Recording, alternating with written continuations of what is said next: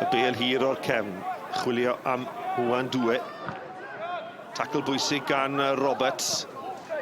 Y bêl yn cael ei gosod i lwybr Craig Williams. Williams at y postyn pella. Bêl yn cael ei reoli ar draws y gôl a James Davies yn methu cyfle euraidd i roi robinied ar y blaen. Hwlffordd troi i'r ergyd isel! Ac mae Tyrone Hwlffordd yn rhoi y Drenewydd yn heiddiannol ar y blaen. Yn derbyn y bêl a'i gefn at gôl, yn troi fel bod e'n cael cyfler i drod dde. A'r ergyd isel yn curo Gaida yn y gôl. Clwstwr o chwaraewyr o gwmpas y gôl geidwan. Mae'n cael ei chrymanu mewn a mae'n dyrnu'n glir ac yn ddewr gan Gaida. Momentum gan y Drenewydd, dyma'r sgoriwr o Hwlffordd! O, ac yna mae mewn, a Hwlffordd sy'n dyblu'r mantais. I ni wedi cael 2 gôl mewn 2 funud fan hyn. Hwlffordd sy'n ychwanegu'r ail. Ac mae'n hunllefus yn y cefn i Hwlffordd ar hyn o bryd. Dim trefn o gwbl. Bas ymlaen a James Davies! O'r arbediad yn dda gan Gaida. Williams at y postyn pella tuag at Sutton! A mae Sutton yn ychwanegu'r drydydd i'r Drenewydd ar drothwy'r hanner. Sutton mor benderfynol, penion rymus heibio i Gaida. Hwlffordd yn benderfynol i ennill y bêl. Mae'n torri tu fewn, mewn i'r cwrt cosbi, cyfle mergyd. Mae'n gosod i mewn at Hwlffordd yn derbyn y bêl yn ôl! Cyfle euraidd i ychwanegu'r bedwaredd i'r Drenewydd. Hwlffordd at Hwlffordd i gyffyrddiad cyntaf ni adael e lawr. Mae gan Callum Roberts. Roberts at Hwlffordd. Nôl at Roberts. Ac yna cyffyrddiad ola gan Hwlffordd. Ond oedd e'n cam sefyll. A bydd y gôl ddim yn cael ei chaniatáu. Ond maen nhw'n torri trwy amddiffyn Hwlffordd fel cyllell trwy fenyn ar bob achlysur.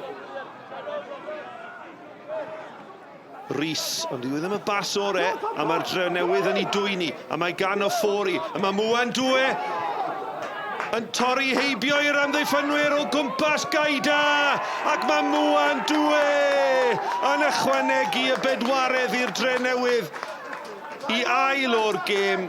Cyd chwarae hyfryd rhwng Hwlffordd ac Hwlffordd. A rhyddid Parc Lytham gan y blaenwr ifanc.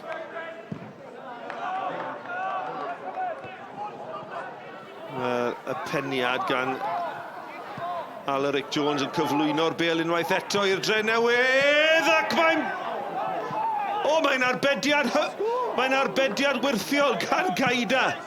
Wel, mae'n bedyr i ddim, ac oni bai am Gaida, bydde wedi bod yn 8 yn barod. McAllister yn cael ei dracio'n dda gan Scotcher.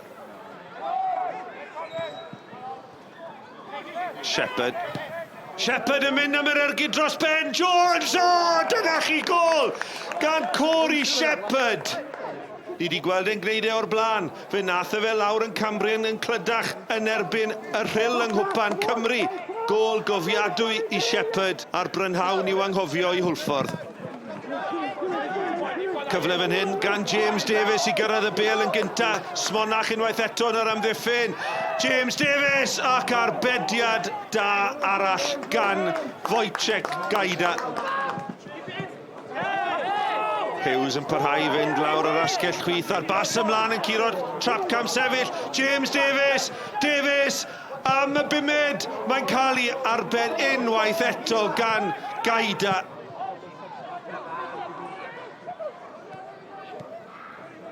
Callum Roberts yn ergydio, mae'n taro'r postyn! A mae Jamie Breeze yn rwydo, mae'n cam sefyll. Callum Roberts ar ergyd isel, oedd Gaida wedi cael llaw i ddyn taro'r postyn, ond Lliman y dyfarnwr yn rhwystro y Drenewydd unwaith eto. Evans yn erbyn Summerfield, mae Evans yn gelfydd ar y drod chwith na mewn, mae'n dod. Ac yna dros ben y bar gan James Davies. Wel, sawl cyfle mae Davies am yn y gêm hon. Davies trwy'r canol. And he gosod i a Jordan Evans. Evans am y bumed! A mae Jordan Evans yr eilydd yn rhwydo. James Davies ar gwaith Cai Barhaw. Yn ei gosod i'n sgwar at Evans yn curoedd un ar ergyd isiel o'r diwedd yn curo Gaida yn y gol. Williams yn ildio meddiant. Breeze ymlaen at James Davies. Davies ydy yn mynd i coroni'r prynhawn. Na di wir, mae Wojciech Gaida yn ei rwystro fe to. Wel, sawl cyfle mae James Davies wedi cael yn ystod y noson. A mae Gaida yn sefyll i dir unwaith eto.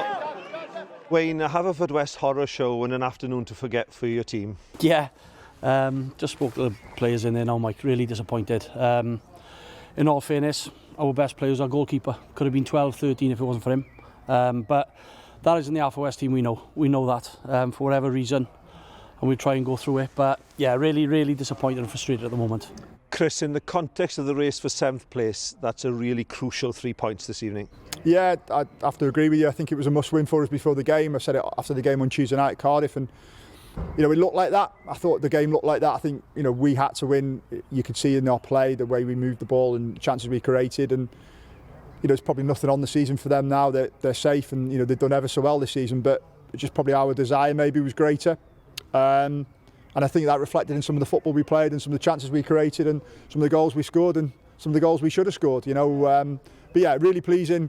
I think if you look at the 3 games, we've had 2 tough away games and obviously today at home and got 7 points out of 9, and we move on now to a really difficult game at Flint on Tuesday.